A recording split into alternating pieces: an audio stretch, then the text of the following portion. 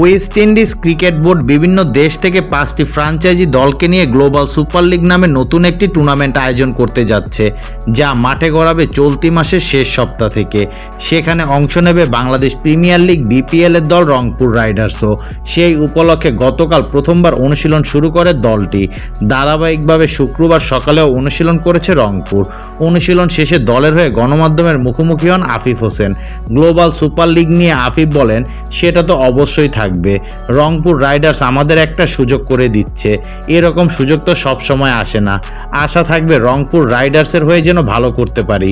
এরকম টুর্নামেন্টে অবশ্যই সবার জন্য ভালো সুযোগ, যেহেতু দেশের বাইরে খেলা অবশ্যই বড় একটা সুযোগ। এরকম টুর্নামেন্টগুলোতে ভালো করতে পারলে ভবিষ্যতে আরও অন্যান্য টুর্নামেন্টে অবশ্যই সুযোগ আসবে। এই বছর এখনও জাতীয় দলের হয়ে খেলা হয়নি আফিফের, তবে আপাতত গ্লোবাল সুপার লিগেই লক্ষ্য তার।